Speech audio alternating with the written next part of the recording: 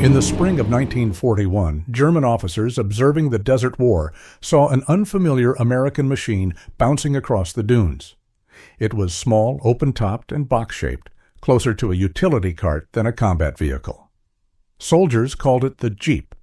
To the Wehrmacht, it looked fragile, almost laughable beside their streamlined Kugelwagens. Its thin tires, exposed seating, and lack of armor appeared to confirm the stereotype of American excess and inexperience. Yet the mockery faded as quickly as it began. Within months, Jeeps were everywhere, hauling ammunition, ferrying commanders, rescuing the wounded, and crossing terrain that halted heavier vehicles. They ignored roads, pulled guns through mud, and carried men through storms of dust and shell fire. What looked like a toy revealed itself as a tool of speed and endurance. By the war's end, more than 650,000 had been built. They crossed every front, from the deserts of North Africa to the snows of Belgium and the jungles of Burma. The vehicle, once dismissed as unfit for war, became its most indispensable machine. The Germans had mistaken simplicity for weakness. What they witnessed instead was the arrival of a new kind of power, industrial efficiency on four wheels, ready to change the rhythm of modern warfare. Before the Second World War, the U.S. Army still moved at a pace inherited from the past. Cavalry units rode horses, and motor transport relied on large trucks unsuited for frontline work. Across the Atlantic, Germany's blitzkrieg had already shown how speed and coordination could overwhelm entire nations. The United States, still unprepared for a mechanized conflict, lacked a light vehicle that could scout, carry troops, or tow weapons across rough ground. In July 1940, after the fall of France, the War Department issued an emergency requirement for a new reconnaissance car. The specifications were blunt: four-wheel drive, a quarter-ton payload, weight under 1,200 pounds, and delivery of a working prototype in 49 days. Few companies dared to attempt it. One small firm, the American Bantam Car Company of Pennsylvania, accepted. Chief engineer Karl Probst designed the prototype in less than a week. It was tested at Camp Holabird that September, proving agile, simple, and durable. But Bantam was too small to mass-produce what the Army now wanted in thousands. Two larger firms, Willys Overland of Ohio and Ford Motor Company of Michigan, were called in to refine the design. Willys improved the powertrain with the Go Devil engine, while Ford standardized parts for large-scale assembly. By late 1941, the Army adopted the Willys MB as the standard model, with Ford producing an identical version designated GPW. The two were nearly interchangeable, sharing more than 90% of their components. Every feature reflected purpose: flat body panels simplified welding, a folding windshield reduced height for transport. The steering wheel, seats, and controls were rugged but easy to repair. Its canvas top offered minimal shelter, yet its four-wheel drive allowed it to cross mud, snow, and sand alike. Soldiers could lift it from ditches, patch it with wire, and restart it with a push. When U.S. troops landed in North Africa later that year, these small, open vehicles rolled down the ramps behind tanks and trucks. To German observers, they looked primitive, an odd contrast to the sleek Kugelwagens of the Afrika Korps.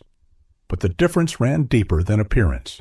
The Jeep embodied an industrial philosophy rooted in practicality. Build simple, produce fast, repair anywhere. It was not a product of luxury or design committees, but of necessity and speed. What began as a desperate order on paper became a physical answer to modern war's demands.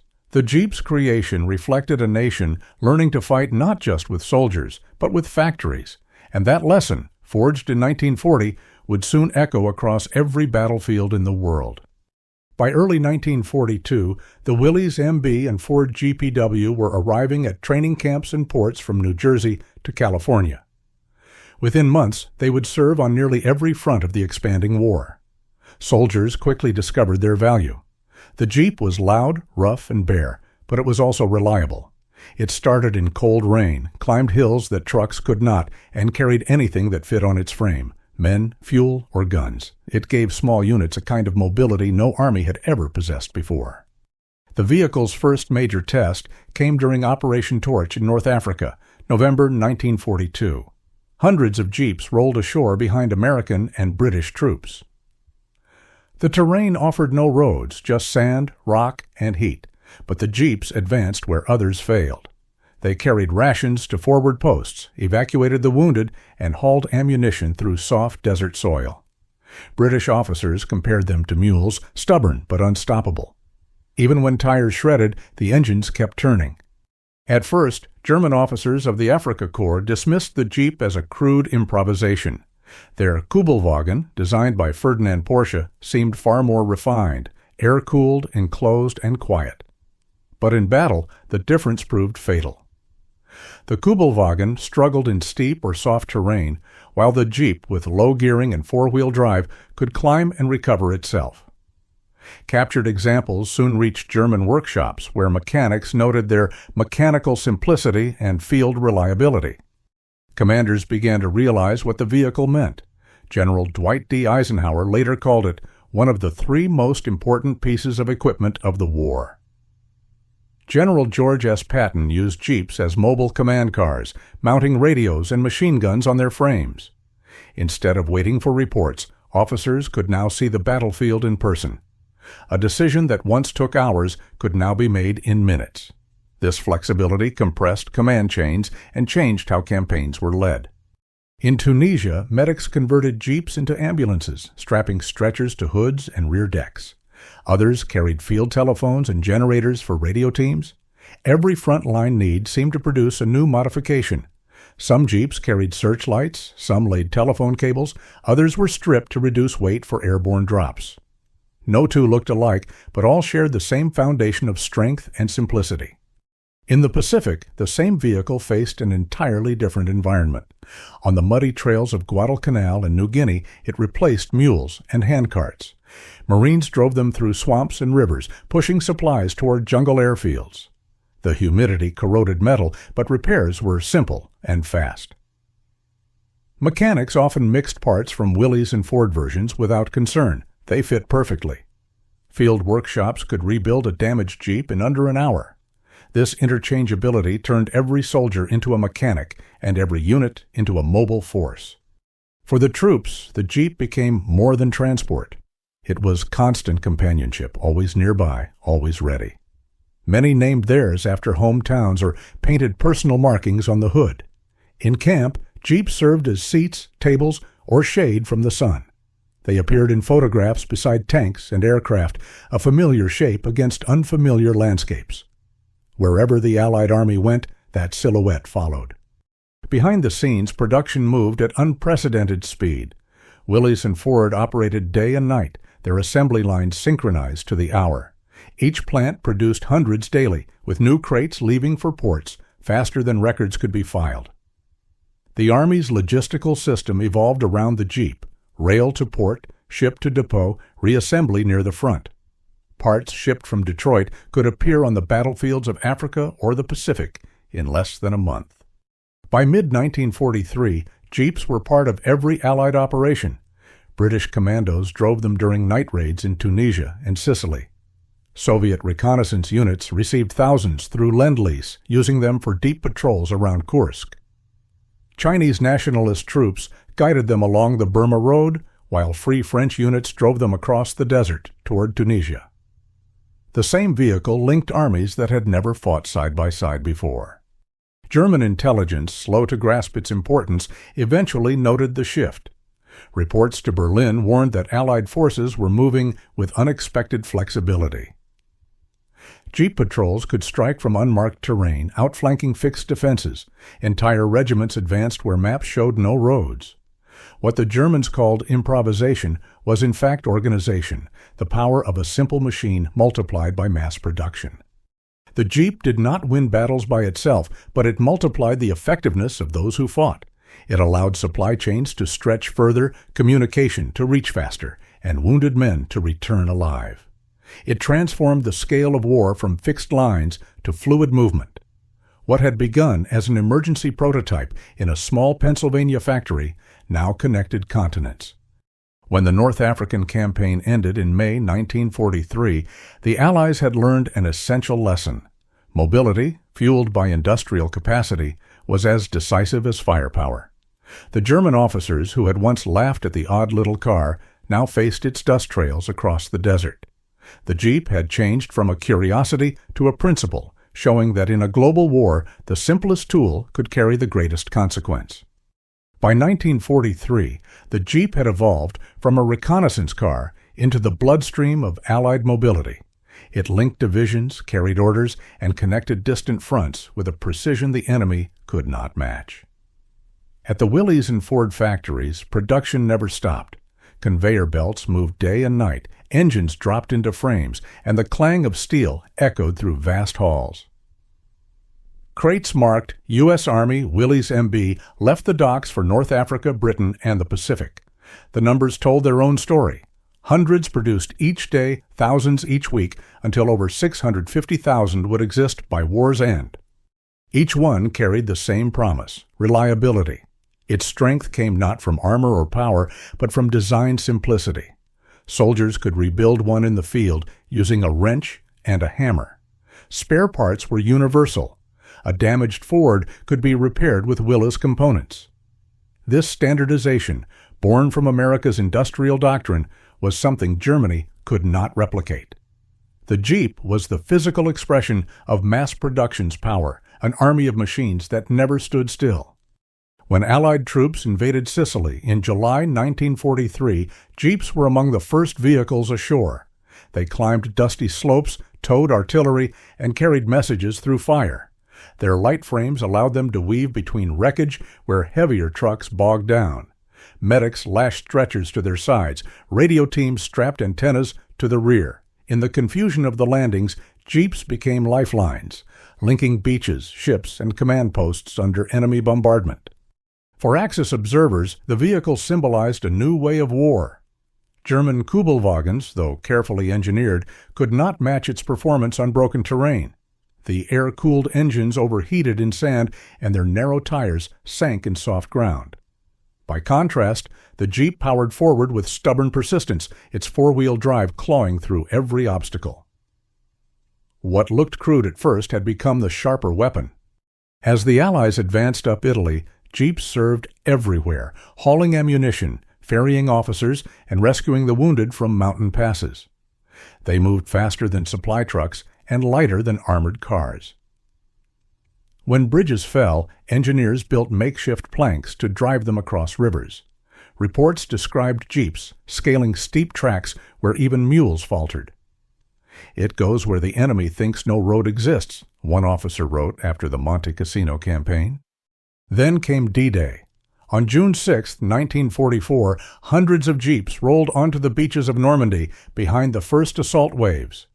Some were waterproofed with grease and sealed ignition wires, others packed in gliders to land behind enemy lines.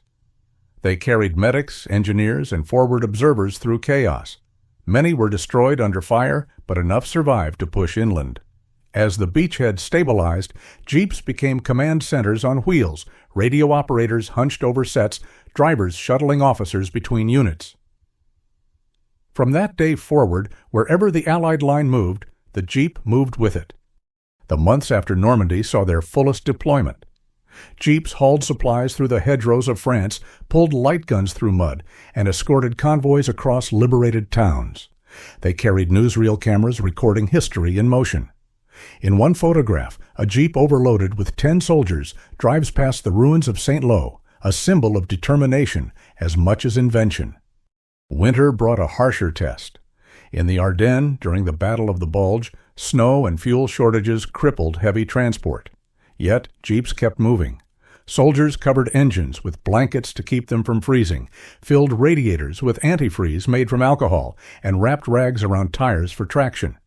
They ran supplies to Bastogne when no other vehicle could, bringing food, ammunition, and medical kits through forests under fire. When skies cleared, they carried the wounded out. Beyond Europe, in Asia and the Pacific, the Jeep proved just as vital. In Burma, it pulled trailers through jungle tracks drenched by monsoon rains. In New Guinea, it replaced animal caravans, bringing shells to gun crews on flooded roads. In the Philippines, General MacArthur's staff used them to inspect front lines. When he returned to Leyte in October 1944, newsreel footage captured him stepping ashore as jeeps followed behind, a symbol of American mobility returning to the Pacific. The Soviet Union also embraced the machine. Under Lend-Lease, some 50,000 jeeps arrived via Arctic convoys and Persian routes. Soviet officers used them as command and scout cars, praising their reliability in extreme cold. Mechanics nicknamed them Willysock, the Little Willys, and considered them among the few Western vehicles suited to Russian mud and snow. For reconnaissance across the Eastern Front, the Jeep became an invaluable tool of speed. The factories behind this global network worked with unmatched rhythm. Each vehicle's design allowed rapid packing and shipment. Crated Jeeps could be assembled near the front within an hour. Field manuals included diagrams, so any mechanic, regardless of language, could rebuild one. This meant no front ever waited long for transport. At any given time, thousands were being built, shipped, assembled, and driven into combat. By 1945, the Jeep had become inseparable from the Allied advance. From the Netherlands to the Rhine, it served as the thread connecting an army stretched across a continent. Eisenhower's headquarters ran on them. Patton's armored columns used them for reconnaissance. Even supply convoys depended on them to navigate between units. The German front collapsed not only under bombardment, but under the relentless mobility of small vehicles coordinating everything at once. In every combat zone, new variants appeared. Some Jeeps were fitted with recoilless rifles, others with armor plates or stretchers. Airborne units used lighter versions for glider drops, folding windshields, and removing accessories to save weight. Amphibious versions, coated in sealant, floated short distances across rivers. These adaptations showed how flexible the original design truly was. The Jeep's success went beyond engineering. It reflected a philosophy. The U.S. war effort favored abundance over complexity. Rather than craft one perfect machine, it produced hundreds of thousands of good ones. Every part could be replaced, every problem fixed. Germany, with its intricate designs, could not sustain such flexibility. The contrast between the two systems, precision versus production, was one of the war's decisive divides. As the Allies crossed into Germany in 1945, Jeeps led the way. They entered Cologne, Frankfurt, and finally Berlin, their olive-drab bodies moving through shattered streets. Film reels from those months show convoys stretching for miles, headlights glinting off rubble, engines humming steadily. Behind each vehicle stood the combined force of workers, engineers, and soldiers who had turned an idea into motion. In the Pacific, they remained essential until the end. On Okinawa, Jeeps carried ammunition through fields under mortar fire and evacuated casualties from the front. Their compact design let them maneuver where trucks could not. The same pattern appeared on every island. A Jeep arriving first, followed by the army that depended on it. By the time the war neared its end, the vehicle's meaning had changed. It was no longer just equipment, it was a symbol of reach and resolve. It represented how industry, when directed with purpose, could transform the tempo of battle. German commanders had once laughed at its simplicity. Now, those same engines carried Allied patrols past their collapsed defenses.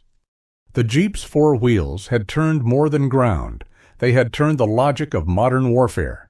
In an age that valued firepower, it proved that logistics and movement could win wars. As the Allies closed in on Berlin and Tokyo, the steady hum of thousands of Jeeps echoed across two continents, a sound not of triumph alone, but of endurance. The war was still raging, but the outcome was no longer in question. The machine built for reconnaissance had become the most recognized vehicle of the conflict. Every hill taken, every bridge crossed, and every message delivered bore its imprint.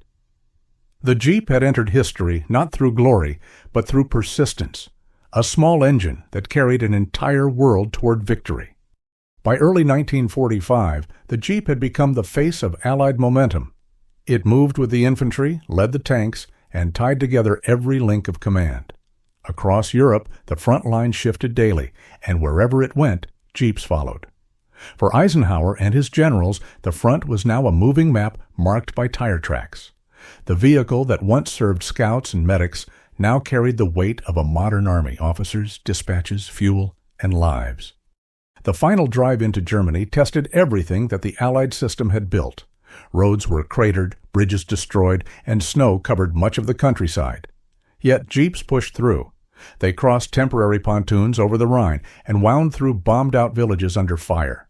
When they broke down, mechanics stripped parts from wrecks to rebuild others in minutes.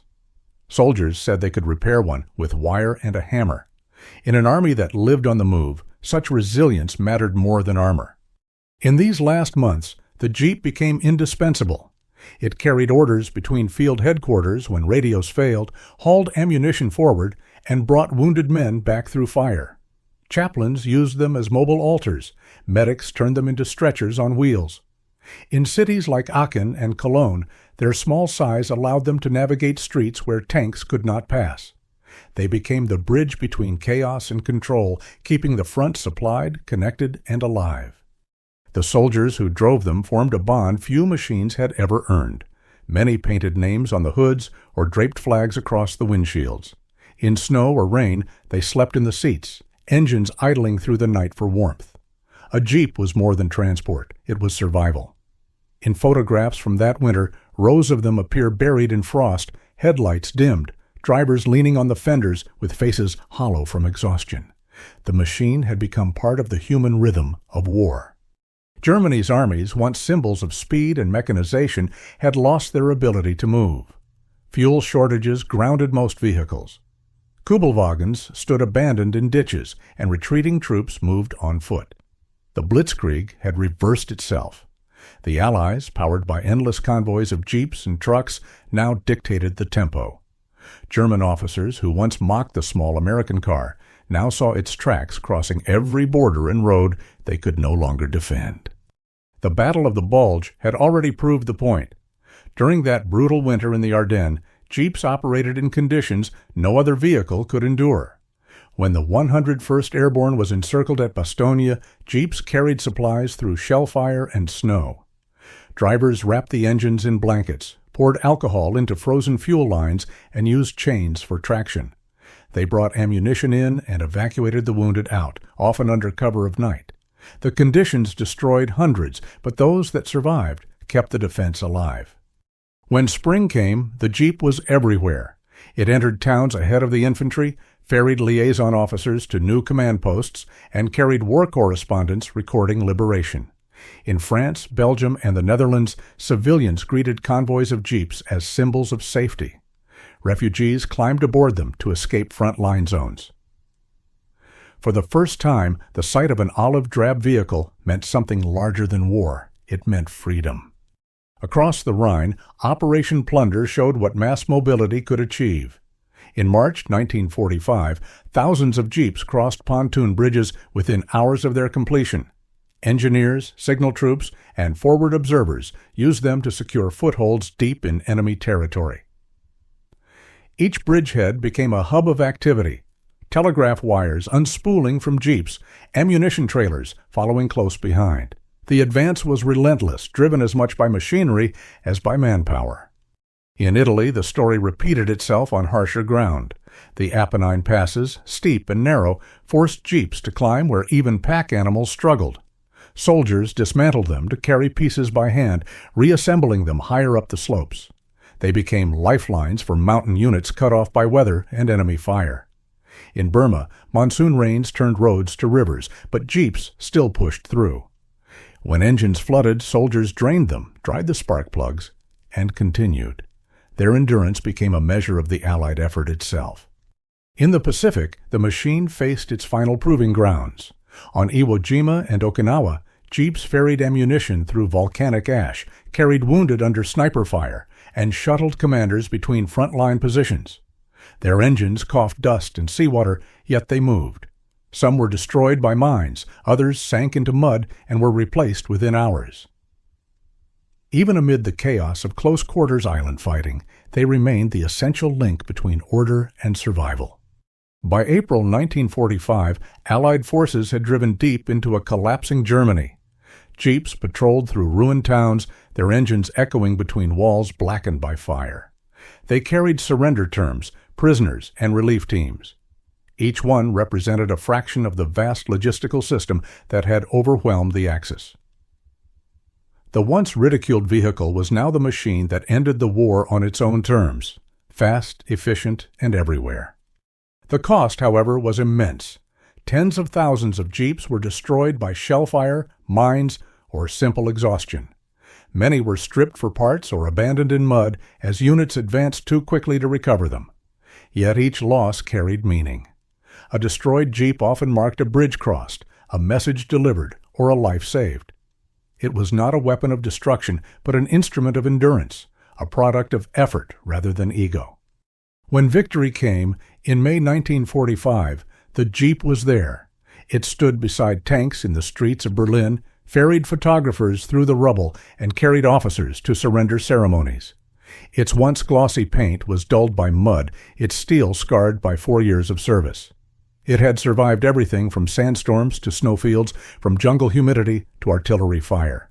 Few machines in history had done more with less. The soldiers who climbed out of them for the last time rarely forgot the sound of the engine or the feel of its rattling frame. The Jeep had carried them through fear, fatigue, and triumph. It had been their shelter, their ambulance, their escape. When the war ended, many tried to buy the very vehicle they had driven, unwilling to leave behind the companion that had shared their fight. The German commanders who had once laughed at it could only watch as columns of Jeeps rolled through the ruins of the Reich. The machine they had dismissed had become the vehicle of their defeat.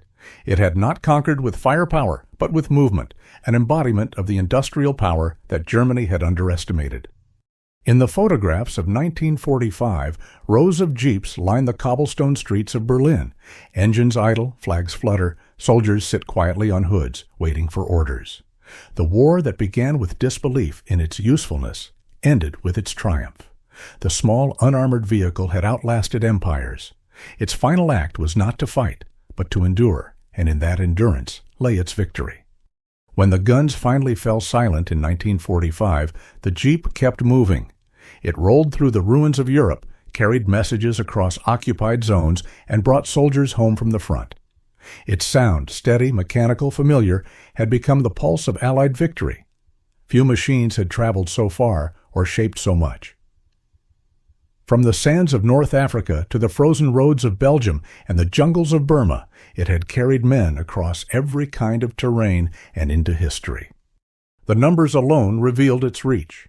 Between 1941 and 1945, the United States produced more than 650,000 Jeeps. Willys Overland built roughly 360,000, Ford around 280,000, and Bantam only a few thousand before production shifted to the larger companies.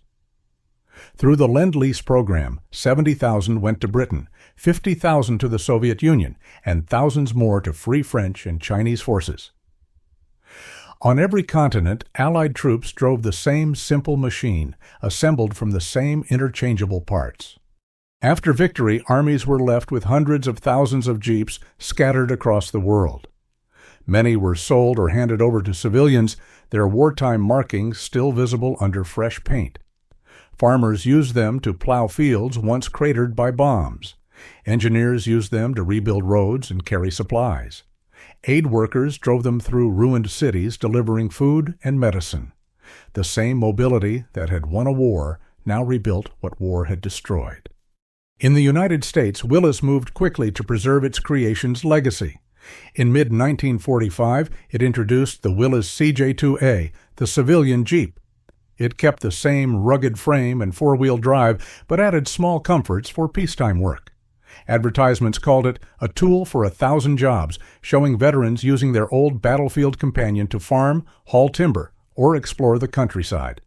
The name Jeep, once slang in the Army, became a registered trademark and an enduring symbol of practicality. Other nations adopted the same concept. British and French forces built local versions for post-war service. In the Soviet Union, factories in Gorky and Moscow produced their own models inspired by the Willys pattern. In Japan, the vehicle became a foundation for new automotive design during Reconstruction. The same shape, flat hood, short wheelbase, upright stance, spread across the world, a common template for all-terrain mobility. But the Jeep's legacy reached beyond engineering. It embodied a philosophy that defined the industrial age of warfare: speed through simplicity, power through production. The United States had shown that a weapon did not need to be perfect if it could be built in enough numbers, repaired anywhere, and trusted by its operators. The Jeep became a proof of concept, a demonstration that adaptability could defeat precision. Its cultural meaning endured long after the war. In liberation parades across Europe and Asia, Jeeps led the columns. Children climbed onto their fenders, waving flags. For civilians who had lived under occupation, the sight of a Jeep meant the arrival of food, freedom, or peace. Photographs from Paris, Brussels, and Manila captured the same scene, an open, dust-covered vehicle surrounded by smiling crowds. Through the decades that followed, the design continued to evolve. The M38 served in Korea, the M151 in Vietnam, and later the Humvee in modern conflicts.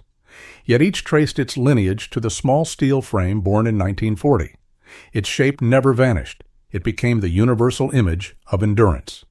Even the word Jeep entered language itself, describing any vehicle capable of crossing rough ground without stopping. The German officers who had once laughed at it had witnessed something they did not understand, the triumph of standardization over sophistication. The Jeep had not been built to impress, but to function, and function everywhere. It did not win wars alone, yet it allowed victory to move faster than defeat could react. When the last Jeeps drove through the rubble of Europe, they carried more than soldiers. They carried an idea that mobility was strength, and that in a world rebuilt from ruin, the simplest machines often bore the greatest meaning. The war had ended, but the sound of its engine, steady, practical, and unyielding, would echo through the peace that followed. By mid-1945, the Jeep had traveled farther than any soldier who drove it. It crossed deserts, mountains, and oceans, appearing on every battlefield of the modern age. From Normandy's beaches to the jungles of Burma, it had carried men through both victory and exhaustion. In the final months of the war, wherever the Allies advanced, its engine was already there, the first to arrive, the last to stop. The Jeep story was never about firepower or armor. It was about endurance, mobility, and the power of clear design. Born in 49 days and built by the hundreds of thousands, it proved that a simple idea, executed perfectly, could change the outcome of a world war. It connected factories to foxholes, engineers to soldiers, and continents to each other. When the guns fell silent, the little vehicle remained a witness to what industry and resolve could accomplish together. Its shape, once mocked, had become a symbol of freedom and progress. The Jeep did not just help win a war, it defined how the next ones would be fought. And as the world rebuilt, a new generation of machines waited to follow its path, from the amphibious DUKW to the post-war Humvee, the descendants of a design that never stopped moving. Between 1941 and 1945, American factories produced approximately 650,000 military Jeeps. Of that total, Willys Overland built about 360,000, Ford Motor Company roughly 280,000, and Bantam just over 2,000 before yielding production to its larger competitors. Each shared the same standardized design, a quarter-ton, four-wheel drive reconnaissance car powered by the Willys Go Devil four-cylinder engine, producing 60 horsepower and reaching speeds of 65 kilometers per hour. A completed Jeep cost the government around $750, cheaper than a single machine gun. Both Willys and Ford operated massive production lines. Willys in Toledo, Ohio, and Ford at its Rouge complex in Michigan. Frames, axles, and parts were interchangeable, allowing any Jeep to be repaired with components from another. The vehicles were packed into wooden crates, shipped overseas, and reassembled by field engineers within hours of arrival. Under the Lend-Lease program, nearly 120,000 Jeeps were delivered to Allied nations. Britain received more than 70,000, the Soviet Union around 50,000, and thousands more went to Free French, Chinese, and Commonwealth forces. Across every front, North Africa, Europe, and the Pacific, they served as ambulances, radio carriers, reconnaissance cars, and command vehicles. The standard U.S. Army models were designated Willys MB and Ford GPW, a post-war adaptation. The Willys CJ2A entered production in 1945, marking the transition from wartime tool to civilian utility. By the end of the war, countless field modifications existed. Jeeps fitted with stretchers, snow chains, recoilless rifles, or even narrow-gauge railway wheels. Many were abandoned overseas and reused for farming, construction, and rebuilding cities devastated by combat. The Jeep's production symbolized the triumph of functional design and industrial efficiency. It proved that a lightweight, standardized vehicle could outperform heavier, more complex machines in mobility and reliability. Its silhouette, flat hood, upright grille, and open cabin became one of the most recognizable images of the Second World War. In just 4 years, the Jeep moved from blueprint to global icon, demonstrating that simplicity, when paired with mass production, could reshape modern warfare and the world that followed.